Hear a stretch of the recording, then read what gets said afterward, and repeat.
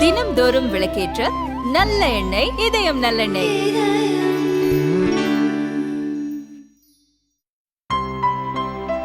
இனிமே கண்ணை மூடிட்டு கடலை எண்ணெய் வாங்கலாம். ஏன்னா மந்த்ரா கடலை எண்ணெய் இதயத்தின் தயாரிப்பு.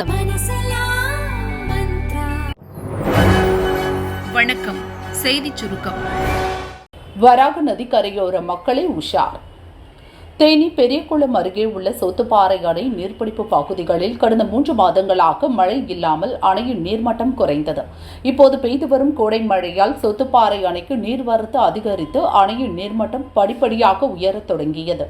தொடரும் நீர்வரத்தால் முழு கொள்ளளவான 126.28 அடியில் அணையின் நீர்மட்டம் 121.28 அடியாக உயர்ந்தது. இதையடுத்து வராக நதி ஆற்றங்கரையோர பகுதிகளான பெரியகுளம், வடுகப்பட்டி, ஜெயமங்கலம், மேல்மங்கலம், குள்ளப்புறம் உள்ளிட்ட பகுதிகளில் உள்ள கரையோர மக்களுக்கு முதல்கட்ட வெள்ள அபாய எச்சரிக்கை விடப்பட்டுள்ளது. அணைக்கு நீர்வரத்து 40 கன அடியாக உள்ள நிலையில் குடிநீருக்காக 3 கன அடி நீர் வெளியேற்றப்படுகிறது. மேலும் கனமழை பெய்தால் அணையின் முழு கொள்ளளவான 126.28 அடியை எட்டும். அப்போது 2ஆம் கட்ட வெள்ள அபாய எச்சரிக்கை விடப்பட்டு உபரி நீர் அப்படியே வெளியேற்றப்படும் என பொதுப்பணி அதிகாரிகள் தெரிவித்துள்ளனர். திருச்செந்தூர் கடலில் பக்தர்கள் குளிக்க தடை. திருச்செந்தூர் சுப்பிரமணிய சுவாமி கோவில் கடலில் ஜெல்லி மீன்கள் அதிக அளவில் கரை ஒதுங்குகிறது. இந்த மீன்களை தொடும் பக்தர்களுக்கு ஊறல், அலர்ஜி உள்ளிட்ட பிரச்சனைகள் ஏற்படுகிறது. இதனால் பக்தர்கள் கடலில் குளிக்க போலீஸ் தடை விதித்துள்ளது. கடல் பாதுகாப்பு குழுவினரும் போலீசாரும் கடலில் குளிக்கும் பக்தர்களை அறிவுரை கூறி அனுப்பி வருகின்றனர். அதே சமயம் பக்தர்கள் சாமி தரிசனம் செய்ய வேண்டும் என்பதால் கடலில் கால் மட்டும் நனைத்து கொண்டு செல்ல அனுமதிக்கின்றனர். மீண்டும் ஒரு விஷ பரீட்சைக்கு அதிமுக தயாராக இல்லை. மதுரை காந்தி அருங்காட்சியகத்தில் தேசிய, மாநில அளவிலான விளையாட்டுப் போட்டிகளில் வெற்றி பெற்ற மாற்றுத்திறனாளிகளை அதிமுக முன்னாள் அமைச்சர் RB உதயகுமார் பாராட்டினார். ஓ பன்னீர்செல்வம் அவர்களை பொறுத்தளவில் இதய தெய்வம் புரட்சித் தலைவி அம்மாவுடைய மறைவுக்கு பிறகு முதலாக அனைத்திந்திய அண்ணா திராவிட முன்னேற்ற கழகத்தில் தனக்கு பதவி பறிபோகிறது என்ற ஒரு சூழ்நிலை வந்தவுடன் பிரிவுக்காக முதலாக பிள்ளையார் சொல்லி போட்டவர் சாட்சாத் ஓ பன்னீர்செல்வம் அவர்கள்தான். உச்சபட்ச பாவ செயலாக இரட்டை இலையை எதிர்த்து, தன்னை 3 முறை முதலமைச்சராக்கிய கட்சியை எதிர்த்து, ஒற்றை சீட்டுக்காக தற்போது இரட்டை இலையை நான் தோற்கடிப்பேன் என்று சுயேட்சையாக ராமநாதபுரத்திலே நாடாளுமன்றத்திலே போட்டியிடுவதாக இது எந்த வகையிலே நியாயம்? இது போன்ற இன்னும் எத்தனை பாவங்களை அவர் தொடர்ந்து இந்த கட்சிக்கு எதிராக செய்வாரோ என்பது ஆண்டவனுக்கே வெளிச்சம். ஆகவே இப்படிப்பட்ட சூழ்நிலையில மீண்டும் ஒரு விஷ பரீட்சைக்கு, நீங்க கேட்ட கேள்விக்கு போறேன், இது ஒரு நீண்ட விளக்கம் என்று எடுத்துக்கொள்ள வேண்டாம். இதுதான் உண்மை, இதுதான் வரலாறு, இதுதான் சத்தியம். ஆகவே இப்படிப்பட்ட ஒரு சூழ்நிலையில மீண்டும் ஒரு விஷ பரீட்சைக்கு அனைத்திந்திய அண்ணா திராவிட முன்னேற்ற கழக தொண்டர்கள் யாரும் விரும்ப மாட்டார்கள். தொண்டர்கள் விருப்பத்தை தான் நம்முடைய கழகத்தின் நிரந்தர பொதுச் செயலாளர் புரட்சி தமிழர் ஐயா எடப்பாடியார் அவர்கள் செயல்படுத்துவார்கள். நம்முடைய கழகத்தின் நிரந்தர பொதுச் செயலாளர் புரட்சி தமிழர் ஐயா எடப்பாடியாருடைய ஒப்புதலோடு சொல்லுகிறேன், எந்த காலத்திலும் ஓ பன்னீர்செல்வம் அவர்களை அனைத்திந்திய அண்ணா திராவிட முன்னேற்ற கழகத்திலே மீண்டும் சேர்ப்பதாக வருகின்ற செய்திகளிலே துளியும் உண்மை இல்லை. இது அடிப்படை ஆதாரமற்றது. எந்த ரகசியமான விவாதங்களும் நடைபெறவில்லை. வனப்பகுதியை அபகரிக்க யானை வழித்தட பீதியா? மத்திய இணையமைச்சர் எல் முருகன் வெளியிட்ட அறிக்கையில் கூறியிருப்பதாவது: யானைகள் மனிதர்கள் இடையிலான மோதலை தவிர்க்கவும், யானைகளை பாதுகாக்கவும் வனத்துறை சார்பில் தமிழகம் முழுவதும் 42 யானை வழித்தடங்கள் அடையாளம் காணப்பட்டு அது தொடர்பாக 161 பக்க அறிக்கையை தமிழக அரசு வெளியிட்டுள்ளது. யானை வழித்தடங்களில் தனியார் விடுதிகள், நெடுஞ்சாலைகள், தேயிலை தோட்டங்கள், விவசாய நிலங்கள் மட்டுமின்றி மக்கள் வசிக்கும் பகுதிகளும் இருக்கின்றன. வனத்துறையின் இந்த அறிக்கையில் சொல்லப்பட்டுள்ள பரிந்துரைகளுக்கு மக்கள் எதிர்ப்பு தெரிவித்து கருப்பு கொடி ஏந்தி போராட்டம் நடத்தி வருகின்றனர். தமிழகத்தில் மத்திய அரசு 20 யானை வழித்தடங்களை கண்டறிந்துள்ள நிலையில் தமிழக அரசு அமைத்த குழு 42 வழித்தடங்களை கண்டறிந்துள்ளதாக கூறுகிறது. சுற்றுச்சூழல், வனப்பகுதி பாதுகாப்பு விஷயத்தில் மத்திய அரசின் எந்த ஒரு வழிகாட்டு நெறிமுறைகளையும் திமுக அரசு பின்பற்றுவதாக தெரியவில்லை. அறிக்கையை ஆங்கிலத்தில் வெளியிட்டுள்ளனர்.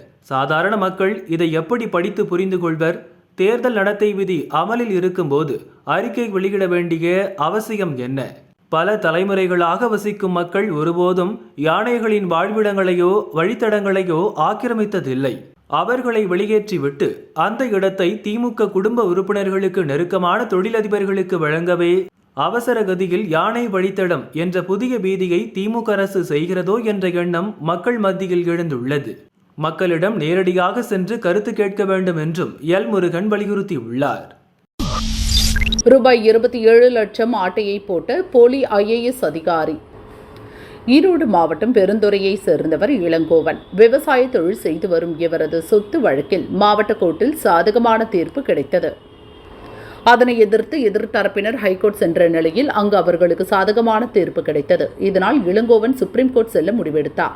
இவரது வழக்கு நிலை பற்றி தெரிந்து சென்னை வில்லிவாக்கத்தை சேர்ந்த ஆனந்த் வைஷ்ணவ் என்பவர் தான் IAS அதிகாரி என கூறி கடந்த ஆண்டு அறிமுகமாகியுள்ளார். சொத்து வழக்கினை முடித்து தருவதாக கூறி இளங்கோவனிடம் ஓராண்டாக தவணை முறையில் 27 லட்சம் ரூபாய் வரை பணம் பெற்றுள்ளார்.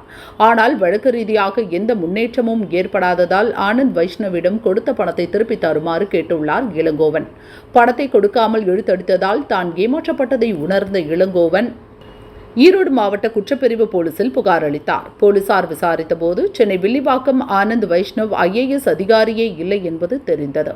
பொய் சொல்லி மோசடி செய்த ஆனந்த் வைஷ்ணவை கைது செய்த போலீசார் கோர்ட்டில் ஆஜர்படுத்தி சிறையில் அடைத்தனர். துப்பாக்கி குண்டு பாய்ந்து CISF வீரர் பலி. செங்கல்பட்டு மாவட்டம் கல்பாக்கம் அணுமின் நிலைய பாதுகாப்பு பணிகளில் மத்திய தொழில் பாதுகாப்பு படைப்பிரிவை சேர்ந்த வீரர்கள் 3 ஷிப்ட் என்கின்ற முறையில் சுழற்சி அடிப்படையில் பணி செய்து வருகின்றனர். நேற்று பாதுகாப்பு பணியில் கர்நாடகாவை சேர்ந்த மத்திய தொழில் பாதுகாப்பு படை வீரர் ரவிகிரண் ஈடுபட்டிருந்தார். பணி முடிந்து துப்பாக்கிகளை ஒப்படைப்பதற்காக அணுமின் நிலைய ஒப்பந்த பேருந்தில் கிரண் உள்பட தொழில் பாதுகாப்பு படை வீரர்கள் சென்று கொண்டிருந்தனர். சதுரங்கப்பட்டினம் கோட்டை அருகே சாலையில் பேருந்து வந்து கொண்டிருந்த போது ரவிகிரண் வைத்திருந்த துப்பாக்கி எதிர்பாராத விதமாக வெடித்துள்ளது. இதில் கழுத்தில் குண்டு பாய்ந்து பேருந்திலேயே ரவிகிரண் இறந்தார். உடலை மீட்டு கல்பாக்கம் அணுசக்தி மருத்துவமனைக்கு கொண்டு சென்றனர். சம்பவம் தொடர்பாக வழக்கு பதிவு செய்து சட்ராஸ் போலீசார் விசாரணை மேற்கொண்டு வருகின்றனர். ரவிகிரண் தற்கொலை செய்து கொண்டாரா அல்லது எதிர்பாராமல் நடந்த விபத்தா என்கின்ற கோணத்தில் சட்ராஸ் போலீசார் விசாரித்து வருகின்றனர்.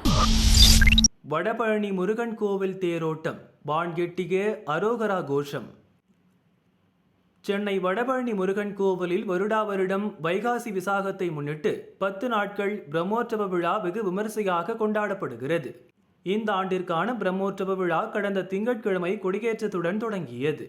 இதனைத் தொடர்ந்து வள்ளி தெய்வானை சமேத சுப்பிரமணியருக்கு சிறப்பு பூஜைகள் நடைபெற்றன. நாள்தோறும் சூரிய மற்றும் சந்திர பிரபை வாகனத்திலும் நாக வாகனத்திலும் சுவாமி வீதி உலா வந்து பக்தர்களுக்கு அருள் பாலித்தார். பிரம்மோற்சவத்தின் 6ஆம் நாள் விழாவான நேற்று யானை வாகனத்தில் வள்ளி தெய்வானை சமேத சுப்பிரமணியர் வீதி உலா நடைபெற்றது.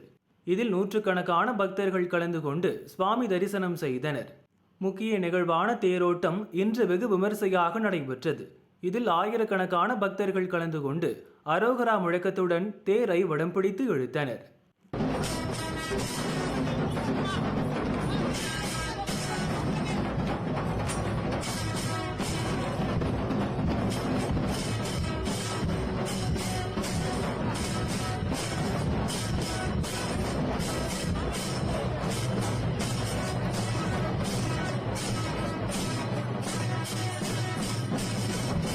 வைகாசி விசாக நாளான மே 22ஆம் தேதி காலை 9 மணிக்கு வள்ளி தெய்வானை சமேத சண்முகர் வீதி உலா நடைபெற உள்ளது.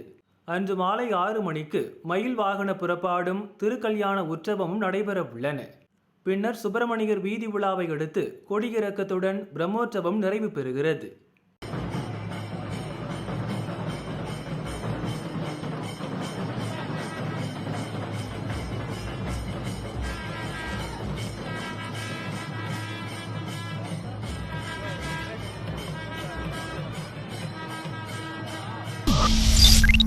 திருநள்ளாறு தர்பானேஸ்வரர் கோயில் பிரம்மோற்சவ தேரோட்டம். புதுச்சேரி காரைக்கால் அடுத்த திருநள்ளாறில் அமைந்துள்ள பிரசித்தி பெற்ற ஸ்ரீ தர்பானேஸ்வரர் கோயில் பிரம்மோற்சவ விழா கடந்த 5ஆம் தேதி கொடியேற்றத்துடன் துவங்கியது. அடியார்கள் 4 புஷ்ப பல்லக்கு வீதியுலா கடந்த 13ஆம் தேதி இரவு நடைபெற்றது. தொடர்ந்து 17ஆம் தேதி இரவு பஞ்சமூர்த்திகள் வாகனருடராய் சகோபர வீதியுலா நடந்தது. விழாவின் முக்கிய நிகழ்ச்சியான தேரோட்டம் இன்று காலை 5:30 மணிக்கு தொடங்கியது. முதல் தேரில் விநாயகரும், 2வது தேரில் முருகப்பெருமானும், 3வது தேரில் ஜென்ம கத்தியாகராஜ சுவாமியும், 4வது தேரில் நீலோத்பால் லாம்பாளும், 5வது தேரில் சண்டிகேஸ்வரும் எழுந்தருளினர். நல்லாரா தியாகேசா என்ற கோஷங்களுடன் பக்தர்கள் தேரை வடம்பிடித்து இழுத்தனர். காலை 9 மணிக்கு செண்பக தியாகராஜ சுவாமி திருத்தேரிலிருந்து எண்கால் மண்டபத்திற்கு எழுந்திரும் நிகழ்ச்சி நடைபெற்றது. நிகழ்ச்சியில் புதுச்சேரி அமைச்சர் சாய் ஜே சரவணன்குமார், MLA சிவா, பாஜக மாநில துணைத் தலைவர் ராஜசேகரன், கோவில் நிர்வாக அதிகாரி அருணகிரிநாதன், கட்டளை விசாரணை கந்தசாமி, தம்பிரான் சுவாமிகள் உள்ளிட்ட திரளான பக்தர்கள் கலந்து கொண்டு தேரை வடம்பிடித்து இழுத்து சாமி தரிசனம் செய்தனர்.